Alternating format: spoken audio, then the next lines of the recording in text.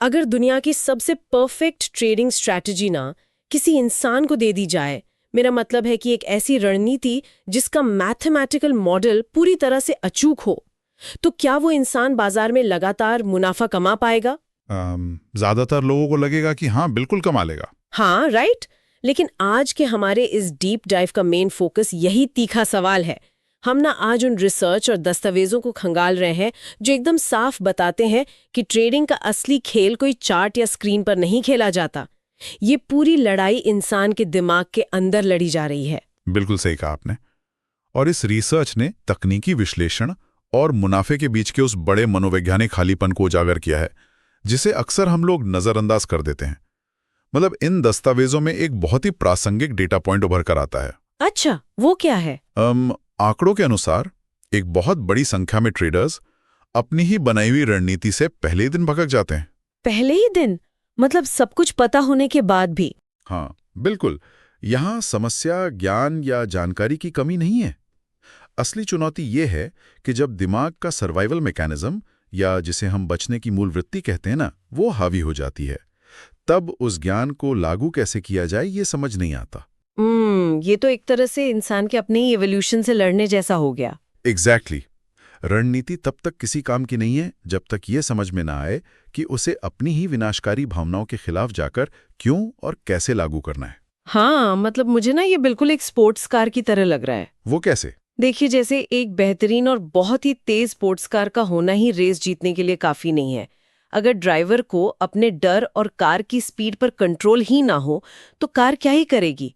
बिल्कुल वैसे ही ट्रेडिंग में स्ट्रैटेजी काम नहीं आती अगर आपका माइंडसेट सही ना हो। अरे वाह, एकदम सटीक एनालॉजी दिया आपने। बिना माइंडसेट के अच्छी से अच्छी स्ट्रैटेजी भी क्रैश हो जाती है। ठीक है, चलिए इसे विस्तार से समझते हैं। स्ट्रैटेजी अगर सब कुछ नहीं है तो फिर दो लोग जब एक ही चार्ट को देखते हैं तो एक प्रॉफिट क्यों कमाता है और दूसरा लॉस क्यों करता है? यही तो इस पूरी चर्चा का सबसे अहम बिंदु है और ये हमें भावनाओं के विश्लेषण की तरफ ले जाता है। जब कोई ट्रेडर स्क्रीन पर चार्ट की एक कैंडल बनते हुए देखता है ना, तो हर एक टिक के साथ उसके अंदर बहुत कुछ चल रहा होता है। जैसे कि डर और उत्साह। हाँ, डर, शक, उत्साह और लालच, ये सब कुछ एक ही पल में बदलता रहता है। दस्तावेजों में एक भावनात्मक ट्रेडर की बहुत ही स्पष्ट पहचान बताई गई है। मुझे लगता है वो पहचान किसी भी आम इंसान की कमजोरियों जैसी ही होगी। बिल्कुल। जैसे कि ट्रेड लेने से पहले बहुत ज्यादा ओवरथिंकिंग करना। दिमाग हर एक इंडिकेटर से कंफर्मेशन मांगता है क्योंकि उसे नुकसान से डर लगता है, राइट? हाँ, और जैसे ही ट्रेड ले लिया जाता है, डर हावी हो जाता है। अगर प्रॉफिट होने लगे तो लालच आ जाता है कि थोड़ा और रुक जाते हैं, और अगर लॉस होने लगे तो वो एक झूठी उम्मीद लगाने लगते हैं कि काश मार्केट पलट जाए। मैंने अक्सर लोगों को ये करते हुए देखा है। सही कहा। जबकि इसके ठीक उलट, जो एक पेशेवर या प्रोफेशनल ट्रेडर होता है ना, उसकी पहचान बिल्कुल अलग होती है। उसका एक स्पष्ट प्लान होता है, फिक्स किया हुआ रिस्क होता है। मतलब वो हर ट्रेड को दिल पे नहीं लेता। एग्जैक्टली। वो हर ट्रेड को सिर्फ एक प्रोबेबिलिटी या संभावना मानता है। उसमें ना तो बहुत ज्यादा उत्साह होता है और ना ही डर। लेकिन हम इंसान हैं यार, कोई मशीन तो है नहीं। तो क्या भावनाओं को पूरी तरह से खत्म करना मुमकिन है? मेरा मतलब है कि क्या इस मार्केट में सफल होने के लिए एक रोबोट बनना पड़ता है? यहाँ जो बात सबसे दिलचस्प है वो ये है कि स्रोत सामग्री भावनाओं को खत्म करने की वकालत बिल्कुल नहीं करती। ऐसा करना बायोलॉजिकली पॉसिबल ही नहीं है। अच्छा, तो फिर उन्हें हैंडल कैसे करना है? लक्ष्य भावनाओं को मारना नहीं है, बल्कि उन्हें अपने फैसलों को कंट्रोल करने से रोकना है। एक प्रोफेशनल ट्रेडर को भी डर का अनुभव होता है, उसके अंदर भी लालच पैदा होता है। मतलब उन्हें भी पसीना आता है स्क्रीन देखकर? हाँ, बिल्कुल आता है। लेकिन उसने अपने दिमाग की इस तरह से कंडीशनिंग कर ली है कि डर लगने का मतलब ये नहीं है कि तुरंत माउस का बटन दबाकर ट्रेड काट दिया जाए। भावनाएं आती हैं और चली जाती हैं, लेकिन उनका फैसला सिर्फ प्लान पर टिका होता है। राइट। ये तो एक बहुत ही अहम फर्क है। मतलब आग लगने का अलार्म बज रहा है, लेकिन उस अलार्म की आवाज सुन के पैनिक में खिड़की से कूदने के बजाय जो फायर एग्जिट का तय रास्ता है उसी पर चलना है। बिल्कुल सही। और यहीं से ट्रेडिंग की दुनिया के सबसे खतरनाक भ्रम का जन्म होता है। कौन सा भ्रम? 100% एक्यूरेसी का भ्रम। जब इंसान अपनी भावनाओं को योजना पर हावी होने देता है ना, तो उसे लगता है कि मुझे हर ट्रेड जीतना है, मेरी हर भविष्यवाणी सही होनी चाहिए। जो कि पॉसिबल ही नहीं है। मार्केट तो एक प्रोबेबिलिटी गेम है। ये बुनियादी बात तो सबको पता होती है, लेकिन लोग इसे मानते नहीं हैं। शुरुआती लोग हर एक ट्रेड को जीवन या मृत्यु का सवाल बना देते हैं। अगर एक ट्रेड गलत गया तो वो उसे अपनी पर्सनल हार मान लेते हैं। और उनका ईगो हर्ट हो जाता है। हाँ, जबकि जो पेशेवर ट्रेडर्स होते हैं वो भी लॉस सहते हैं, लेकिन उनका पूरा ध्यान एक ट्रेड पर नहीं बल्कि लंबी अवधि के प्रॉफिट पर होता है। हाँ, ये तो बिल्कुल क्रिकेट की तरह है ना। कैसे?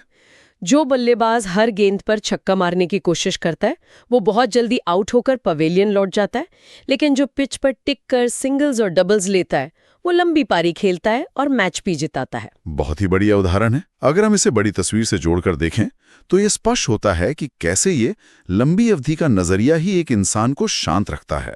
जब किसी को पता होता है कि लंबी रेस में जीत उसी की होगी तो वो एक अकेले नुकसान को दिल पर लेने से बच जाता है। अगर ट्रेडिंग में आजादी चाहिए तो अनुशासन अपनाना ही होगा। मतलब फ्रीडम के लिए रूल्स फॉलो करने पड़ेंगे। बिल्कुल, और इसके लिए कुछ व्यवहारिक आदतें बताई गई हैं, जैसे कि सिर्फ उसी सेटअप पर ट्रेड लेना जो आपके प्लान में हो, स्टॉप लॉस हिट होते ही बिना किसी भावना के, बिना किसी उम्मीद के बाहर निकल जाना, और शायद ओवर ट्रेडिंग से बचना भी, राइट? हाँ, ओवर ट्रेडिंग एक बहुत बड़ी बीमारी है, लेकिन इन सब आदतों को बनाने के लिए जिस एक टूल का सबसे ज्यादा जिक्र किया गया है वो है एक ट्रेडिंग जर्नल मेंटेन करना। हाँ, ट्रेडिंग जर्नल मतलब वही जिसमें हम लिखते हैं कि कितने पर खरीदा और कितने पर बेचा। नहीं, सिर्फ वो नहीं, सिर्फ नंबर्स लिखना काफी नहीं है। जो चीज एक औसत इंसान को प्रोफेशनल बनाती है वो है उस जर्नल में अपने इमोशंस दर्ज करना। ओहो, मतलब अपनी भावनाएं भी लिखनी है। हाँ, आपने वो ट्रेड क्यों लिया? क्या आपको सच में कोई पैटर्न दिखा था या सिर्फ आपको पीछे छूट जाने का डर लग रहा था? क्या लॉस बुक करते वक्त आपके हाथ कांप रहे थे? ये सब लिखना होता है। अरे वाह, मुझे लगता है कि जर्नल में अपने इमोशंस लिखना सबसे अनोखी बात है, क्योंकि आमतौर पे लोग सिर्फ अपने मुनाफे या नुकसान का ही हिसाब रखते हैं, अपनी मानसिक स्थिति का कोई हिसाब नहीं रखता। सही कहा आपने। ये इमोशनल जर्नल एक आईने की तरह काम करता है। कोई भी व्यक्ति दुनिया से झूठ बोल सकता है, खुद से झूठ बोल सकता है, लेकिन जब महीनों का डेटा सामने होता है ना, तो सब सच दिख जाता है। बिल्कुल। इससे एक ट्रेडर को अपने खुद के गलत पैटर्न्स पहचानने में मदद मिलती है। वो देख पाता है कि वो बार बार एक ही गलती डर या लालच में आकर कर रहा है। और जब कोई इस तरह से जर्नल लिखता है और अनुशासन का कठोरता से पालन करता है तो उसे अंततः किस सबसे बड़े सच का सामना करना पड़ता है? दस्तावेजों के अनुसार एक ऐसा समय आता है जब ट्रेडर को ये स्पष्टता मिलती है कि मार्केट कभी उसके खिलाफ था ही नहीं।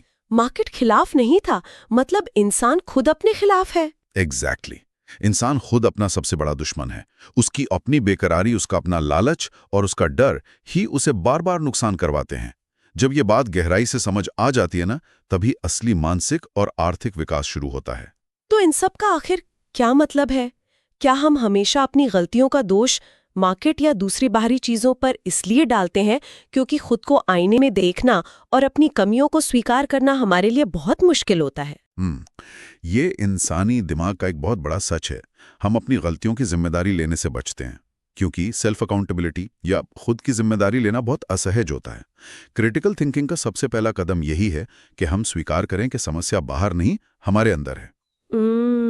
बिल्कुल। तो अगर मैं आज की इस पूरी चर्चा को समेटूं तो सोर्स सामग्री का अंतिम और सबसे शक्तिशाली फॉर्मूला यही है कि trading is equal to strategy plus risk management plus psychology. हाँ, ये 3 मुख्य स्तंभ है। लेकिन दस्तावेजों का निचोड़ ये है कि इनमें सबसे ताकतवर फैक्टर साइकोलॉजी ही है। मतलब मार्केट को हराने से पहले अपने खुद के इमोशंस को हराना जरूरी है। बिल्कुल सही कहा आपने। और इस पूरी चर्चा के आधार पर मेरे मन में एक नया विचार आ रहा है जो सोचने पे मजबूर करता है। अच्छा, वो क्या?